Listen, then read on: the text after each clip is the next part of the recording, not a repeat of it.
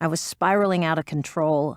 I could just make out my ship, this gray mass shrinking and smoking on its way down. I straightened myself out, hit my chute. I was still in a daze, my head swimming, trying to catch my breath. I fumbled for my radio and started hollering for my crew to punch out. I didn't get an answer. All I could see was one other chute, the only other one that made it out.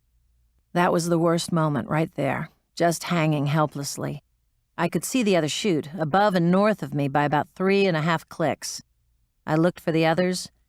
I tried my radio again, but wasn't able to get a signal. I figured it had been damaged during my exit. I tried to get my bearings, somewhere over southern Louisiana, swampy wilderness that seemed to have no end. I wasn't sure exactly, my brain was still misfiring. At least I had sense enough to check the bare essentials. I could move my legs, my arms. I wasn't in pain or bleeding externally. I checked to make sure my survival kit was intact, still strapped to my thigh, and that my weapon, my Meg, was still jamming me in the ribs. I unclasped my chute. They teach you not to waste time concealing it, and headed in the direction of the other chute. It took me a couple of hours, splashing through this cold slime that numbed everything below my knees. I wasn't thinking clearly, my head was still spinning. No excuse, I know, but that's why I didn't notice that the birds had suddenly beat it in the opposite direction. I did hear the scream, though, faint and far away. I could see the chute tangled in the trees. I started running, another no-no, making all that noise without stopping to listen for Zach. I couldn't see anything, just all these naked gray branches until they were right on top of me. If it wasn't for Rollins, my co-pilot, I'm sure I'd have been a goner. I found him dangling from his harness, dead, twitching. His flight suit had been torn open and his entrails were hanging, draped over 5 of them as they fed in this cloud of red-brown water. One of them had managed to get its neck entangled in a section of small intestine. Every time it moved, it would jerk Rollins, ringing him like a fucking bell. They didn't notice me at all. Close enough to touch, and they didn't even look. At least I had the brains to snap on my suppressor, thank God. I didn't have to waste a whole clip another fuck-up. I was so angry. I almost started kicking their corpses. I was so ashamed, so blinded by self-hate. Self-hate? I screwed the pooch. My ship, my crew. But it was an accident. It wasn't your fault. How do you know that? You weren't there. Shit, I wasn't even there. I don't know what happened. I wasn't doing my job. I was squatting over a bucket like a goddamn little girl. I found myself burning up mentally. Fucking weakling, I told myself. Fucking loser. I started to spiral, not just hating myself, but hating myself for hating myself. Does that make any sense? I'm sure I might have just stayed there, shaking and helpless and waiting for Zach. But then, my radio started squawking. Hello? Hello? Is anyone out there? Anyone punch out of that wreck? It was a woman's voice, clearly civilian by her language and tone. I answered immediately, identified myself, and demanded that she respond in kind. She told me she was a Skywatcher and her handle was Mets fan, or just Mets for short. The Skywatch system was this ad hoc network of isolated ham radio operators. They were supposed to report on downed air crews and do what they could to help with their rescue. It wasn't the most efficient system, mainly because there were so few, but it looked like today was my lucky day. She told me she had seen the smoke and falling wreckage of my Herc, and even though she was probably less than a day's walk from my position, her cabin was heavily surrounded.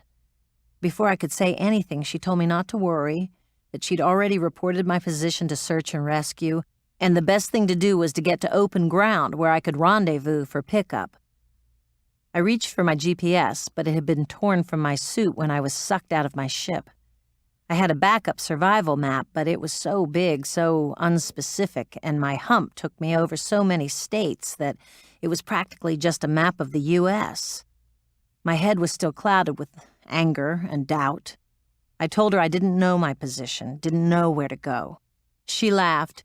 You mean you've never made this run before? You don't have every inch of it committed to memory? You didn't see where you were as you were hanging by the silk? She was so sure of me. trying to get me to think instead of just spoon-feeding me the answers. I realized that I did know this area well, that I had flown over it at least 20 times in the last 3 months, and that I had to be somewhere in the Atchafalaya Basin. Think, she told me. What did you see from your chute? Were there any rivers, any roads? At first, all I could remember were the trees, the endless gray landscape with no distinguishable features. And then, gradually, as my brain cleared, I remembered seeing both rivers and a road. I checked on the map and realized that directly north of me was the I-10 freeway. Metz told me that was the best place for an S&R pickup. She told me it shouldn't take any longer than a day or two at best if I got a move on and stopped burning daylight. As I was about to leave, she stopped me and asked if there was anything I'd forgotten to do. I remember that moment clearly. I turned back to Rollins. He was just starting to open his eyes again. I felt like I should say something, apologize maybe. Then I put a round through his forehead. Metz told me not to blame myself and no matter what, not to let it distract me from the job I had to do. Stay alive, she said firmly. Stay alive and do your job. Then she added, and stop using up your weekend minutes. She was talking about battery power. She didn't miss a trick.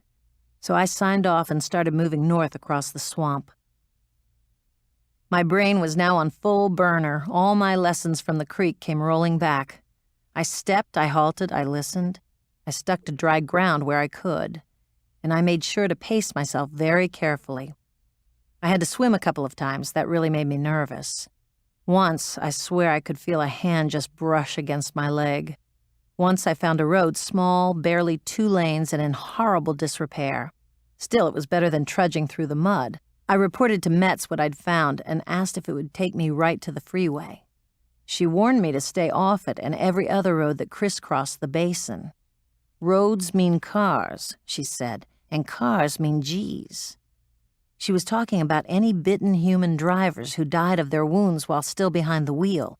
And because a ghoul doesn't have the IQ points to open a door or unbuckle a seatbelt, would be doomed to spend the rest of their existence trapped in their cars.